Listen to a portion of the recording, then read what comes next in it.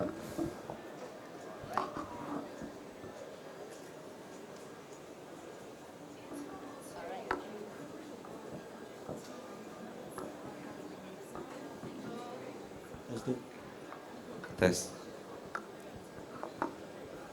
Test, test.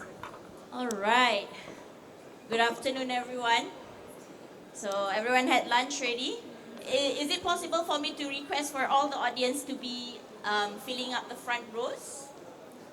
Yeah, just to make sure that we're closer and we can engage well. So those who's at the back, if I can request you to fill up the seats up front. Ladies, come on. There's only a few of us. Come on. First row. First row. Challenge yourself. First row. All right. Okay, so good afternoon, everyone. We're now on the second session of the forum with the title Smart Manufacturing Era, Robots of the Future. All right, so I have with me today technologist Syed, Zaini, Putra, Aljamalullail, Executive Director of T-Robot, Engineer Muhammad Uzair from IOT Sata, and Muhammad Nur Murtada bin Alias, Managing Director of Unmanned Automated Solutions. Okay, so let's give them a warm welcome to the stage. All right, so before we jump into our discussion today, allow me to introduce our esteemed panelists. And after that, I'll ask each of them to share a little more about their journey and their work. Before that, I am Ainaa Rosli, the CEO of TechUp Group. I forgot to introduce myself, right? So I'm also the HR Director of MIFA, Malaysia Industry Forward Association. Right, so we actually have a pavilion back there with the white robot, so you can actually visit us.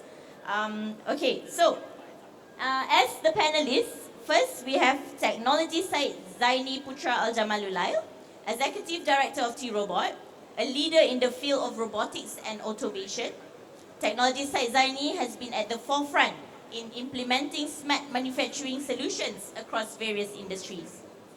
Next, we have Muhammad Nur Murtada bin Alias, MD of UAS, who has led his company to develop cutting-edge robotic solutions for industrial and warehousing automation applications, focusing on flying robots, which is drones, right? And next, we have Engineer Muhammad Uzair, who is deeply involved in the integration of IoT, data, and automation technologies. So let's welcome them. And now I'd like to invite each panelist to briefly introduce themselves and share what drives their passion in this field. So maybe we can start with Tuan Syed. Maybe you can share a bit about your background and what inspired you, your journey into robotics and automation. Okay, thank you, Ms. Moderator, Ainaa. Sorry, I lost my voice 2 days ago. So, I'm Syed Zaini, Executive Director of T-Robot Sdn Bhd, formerly known as Tech Capital Resources Sdn Bhd. Me, myself, was in robotics for the past 20 years, since 2005. I started with robotics in education. Maybe some of you are from MRSM or Polytechnics. The one that you use in your institution is actually by me before. Now, I don't know, I'm not sure. So, started with education sectors for the past, I think, 5 to 6 years. And then I ventured with a T-Robot. Before that, I was a Siemens Diagnostic Service Engineer, FSE, Field Service Engineer for 3 years, just to upskill myself with the real German technology at that time. Right? We are talking about robotics, robotic arm, CPS, and etc. So then I ventured to joining with the T-Robot team since 2015. It's almost 10 years now. We are serving the SME sectors. We are not talking about the rocket science or kind of a robotic operation, because the pain point is actually on the SMEs, small, medium enterprise, company kecil ni kan. So this is the point that we wanted to to upgrade themselves with I 4.0 solution. You're talking about automation, robotics, etc. Up until now, and at the same time, we serve the SMEs for the robotics automation solution, including AI, IoT, even blockchain. But we venture mostly because of we are in the industry. We are also serving the government to upskill. Maybe most of you are here now on the Khazanah program, right? So you are considered on the upskill program, which is funded by the government. So please use everything that you have learned and try to utilize everything that you serve the company that we put you. I think that's all for me. Thank you. Thank you, Syed. So actually, a bit of a backstory. Tuan Syed have been very monumental in terms of the development of robotics education in Malaysia. And that's also how we actually cross our path, because I'm still in robotics education and STEM education in Malaysia. So now, let's move on to Sir Muhammad Noor, who has been a key player in the flying robots, unmanned autonomous solutions, robotics space. Maybe you can share a little bit about your background and also how you started your journey and what excites you in this venture. Saya bercakap bahasa Melayu, Okey, okey? boleh. Boleh, kan? Alright. Bismillahirrahmanirrahim. Saya diberi nama Muhammad Noor Murtada bin Haji alias Managing Director untuk Unmanned Automated Solutions Sdn Bhd. Kalau bercerita mengenai pengalaman, yes, dulu saya adalah building inspector. Okay, saya cek bangunan, saya juga telco inspector also. So saya cek bangunan dan juga bangunan telco, and also I'm doing my mapping. Kita buat mapping, kita buat 3D survey, kita buat semua. So based on that pengalaman, saya telah kalau ikutkan pada dulu punya pengalaman, saya telah banyak buat ambil gambar yang untuk dijadikan report, terutama sekali bangunan TRX. Okey, bangunan TRX tu saya dia punya report daripada awal permulaan sehinggalah sekarang. Okey, sehinggalah dia orang dapat CF bangunan TRX. So sama juga dengan Desaru Extreme Park. Itulah pengalaman, one of the pengalaman yang saya buat, yang saya ambil gambar, saya buat report untuk CIDB, JKR dan juga so on lah. Report-report itu digunakan untuk dia orang menilai. Kita akan nilai sebelum kita menggunakan bangunan tersebut, setiap bangunan. Also, saya juga membuat report untuk bangunan-bangunan yang terbengkalai dan juga bangunan-bangunan yang tidak boleh digunakan. So which means ada bangunan di sekitar, contoh saya ambil di Seremban, kita ambil bangunan-bangunan yang terbengkalai untuk dijadikan pengubah suaian oleh kerajaan negeri. So based on that pengalaman, okay, saya telah ubahkan inspection, mengambil gambar macam biasa, pakai kamera biasa, kepada udara punya part. So kita ambil gambar daripada aerial view. So that's why saya daripada itulah titik mulanya, macam mana saya berminat terus macam mana nak mendalami drone. And then right now kita telah melangkah ke arah baru. Kita cuba dapatkan satu teknologi baru, which mean kita memperkenalkan drone soccer, Malaysian Drone Soccer, di bawah nama Malaysian Drone Soccer. So kami di bawah Malaysian Drone Soccer ni, kita nak memperkenalkan permainan drone soccer untuk dimainkan oleh tuan-tuan dan puan-puan. So you all boleh tengok dekat sana, boleh try, masing-masing boleh try kita punya drone soccer. Okay, itu saja. Okay. So he is actually the exact definition of what an engineer is. Basically, you problem solve your situation. So he was tasked to take pictures of sites, right? So you can imagine if without drone, how you had to go to each of the building and take pictures one by one. And then now he actually innovate and started a company that focus on unmanned autonomous solutions, drone-based solutions to take pictures and solve these problems. So that's the exact definition of what engineer is. You problem solve the situation, right? So okay, let's move on to our next panelist. Sir Engineer Uzair, who focuses on the intersection of IoT, data, and AI for automation. So what led you into this field, and what are some of the exciting projects that you're working on right now?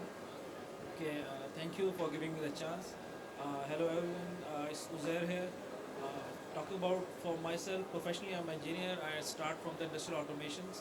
I mostly work on the industrial automation, oil and gas and the power sector, and then the manufacturing sector. Then I joined for the IOT Sata. So now the industries changed from 3.0 to 4.0, in which robots, automations, and all the Internet of Things involved. So data analytics, big data. So that's it forced me to shift the career in terms of the Internet of Things. So now basically we are extensively working on the IoT, in which we integrate the machines and get the data and make the analytics on it, provide the AI solutions of that, the real-time data. So provide the platforms. We also working in the IoT trainings that is certified by the Siemens. So basically our domain is now to integrate the hardware side to the software side.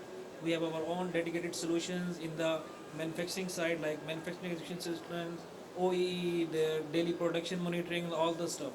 So basically we are the integrators, we are the solution provider who can integrate and give the complete industrial digitalization solutions. All right, thank you so much. So, very great introductions. It's clear that we have a wealth of experience on this stage, and I'm excited to dive into this discussion, not only surrounded by robots, but also the experts in the field. Okay. So, to start the conversation, we know that the vision for the future is dominated by robotics and automation technologies. So maybe, Tuan Syed, you can share how can manufacturers ensure seamless collaboration between human and robots while maintaining safety and productivity standards?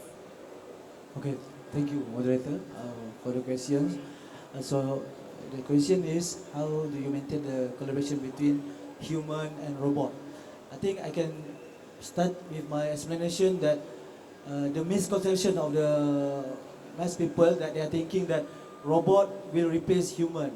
I can say now is no, because at the end you need human to program the robot. Even you're talking about AI, IoT, everything. And the idea is actually, before we go into the robotics, we are imagining robotics arm, linear robotic system, AGV, MR, and all sort of robotic system. You can see right beside you, for example, this interroll system, right? It's actually a robotic system. It's an automated system, but most of you consider it's actually a conveyor, right? No, there's a PLC there, there's a controller there, there's a sensor there. You mean there's an input and output. It's a robotic system actually. So it do sorting kind of a thing, palletizing, even sending one parcel to another. So you can see one good example of a robotic system right beside you. I think Mr. Simon also here. If you have education, you can just ask Mr. Simon there. I try to promote you, Mr. Simon. Okay. Okay. It's just that I would like to narrow down the application of robotics. You maybe some of you expect robotics is like the transformer or even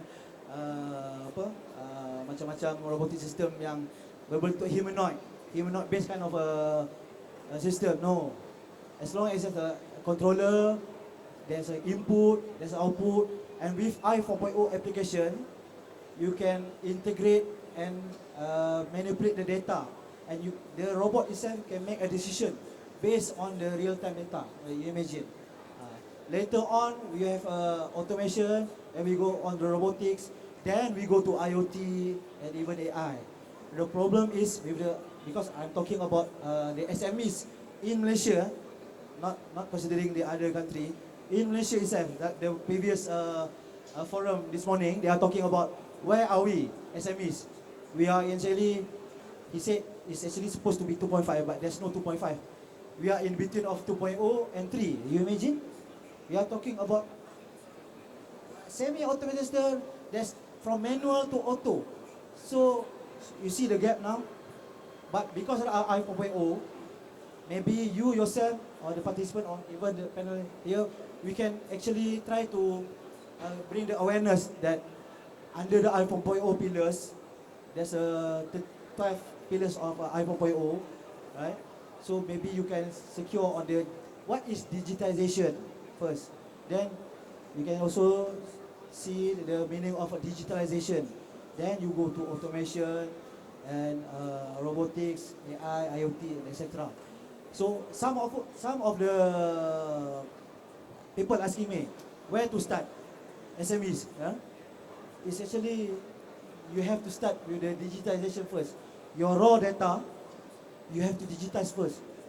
From the manual, ada kertas kosong, you tulis, you kena guna some QR code ke, scanning ke, kan, so that your data will be digitalized. Then you go for data analytics and AI. So the idea is, let me take example of a cobot, collaborative robot. I'm not promoting my company. It just seems that we have a collaborative robot there, cobot. Cobot. The idea is to make the robot work hand in hand with human.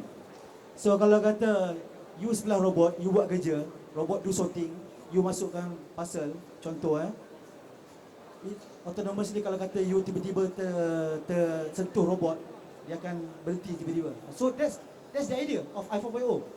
Human and robot do collaborative works, hand in hand. Bukan, tapi it's another story of industrial robot itu lain cerita. So what can I say? I can conclude that is actually robotics is not as basic human.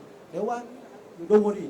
There's a lot of to do with the programming part, maintenance part, the end gripper design. So all is done by the human. So no such thing that the robot replaced by the human totally. No, it's a misconception. So that's all from me. Banyak. There's a lot of things that Tuan Syed actually mentioned.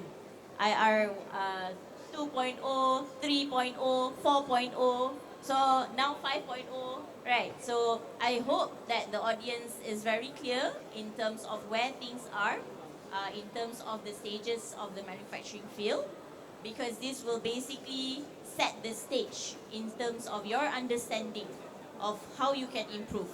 Because as what Tuan Syed have mentioned, robots is actually here to help us, right? It's actually the outcome of our own intelligence. We are the one who created the robots to assist us in solving a lot of problems that we have in production, in productivity, right? So I think that's the question next for Sir Mutada, Sir Matnor, where you are dealing a lot with autonomous solutions, which is more on the drone base, right? Which is actually flying robots, right?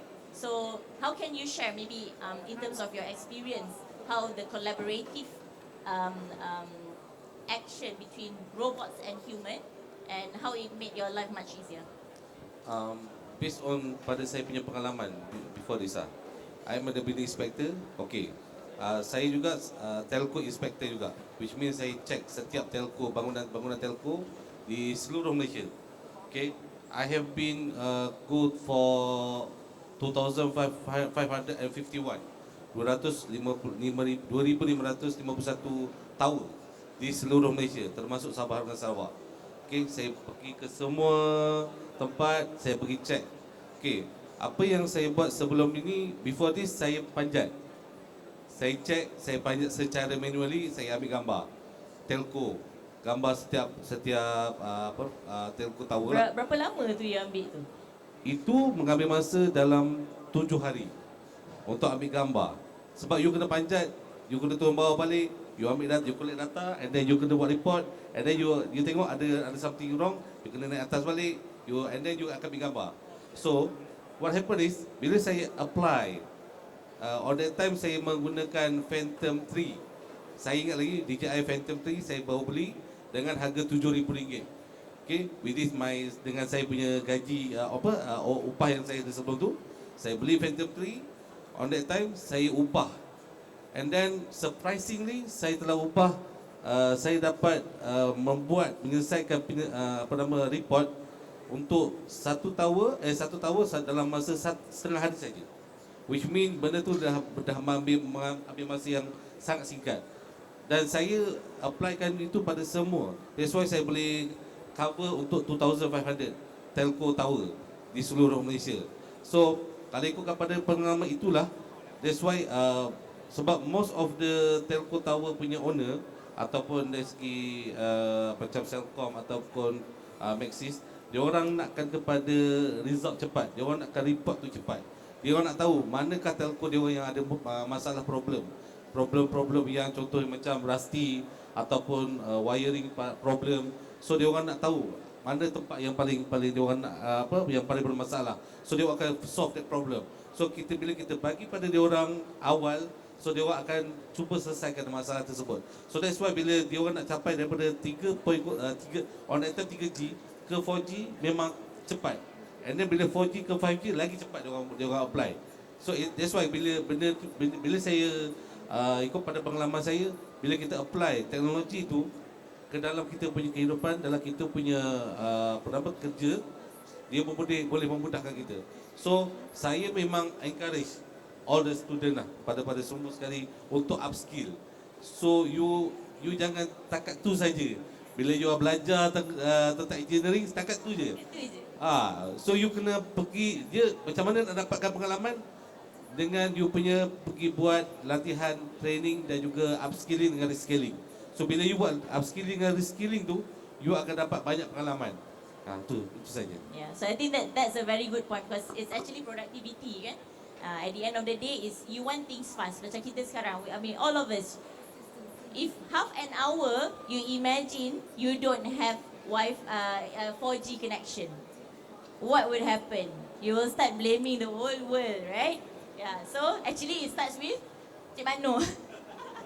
Because ambil lambat, nak tengok rusty ke tidak. Okay, yeah, that's actually the source of the problem as well, which I think is a very good point for me to bring in the part where with data, right, we can start doing preventive maintenance, we can start doing a lot more analytical analysis so that we can start moving towards automation and AI as well, AI integration. So maybe Sir Uzair, you can share your experience in your field while implementing automation in the manufacturing line, how IoT and how the collection of data is important and how that will end up making the tools that we have today much more efficient. Thank you. Actually, it's a very common word. Sir, is it okay if you bring it a little bit closer to you? Can you hear me, Raz? Okay. If you can say the new world in the market, that means to say the new oil is data. So data is actually a new market in the world, a new oil in the world. So nobody can rely on the oil. It's a very big term in the market right now. The data is the new oil. So all the game is depend on the data. Right now we have a lot of data, but we cannot doing it any fruitful result from it. For example, manufacturing, like Mr. Zaini is saying, recently we have 2.0 or 2.50. Still the manufacturing industry who is on 3.0, but they cannot get the result from that data. That we can say a raw data, they are wasted data. So if we can use that data, we can get a lot of beneficial result. For example, any manufacturing industries, any beverage industries who is producing a ton of things are there, drinks are there, but they don't exactly know, they don't have a live data analytics of that. So all the automation are robotics, they are all interlinked with the data, and we can only, let's suppose we are in this in the hall, a lot of machines are there, a lot of robotics things are there, but once they cannot link on some platform which can get that all the data and get them a useful results, so we cannot get the things from it. So at the end we need a quality product, we need a business, we need a at the things that is, we can say, valuable. So if we have a data, so we can get the things more clear and more insightful. So data is the new oil. Alright, so now I'm moving on to the next topic which I think a lot of the audience will appreciate.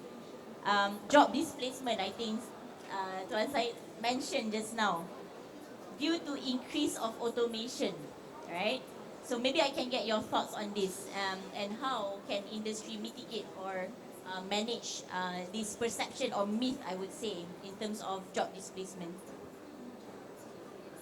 Yelah, saya lah.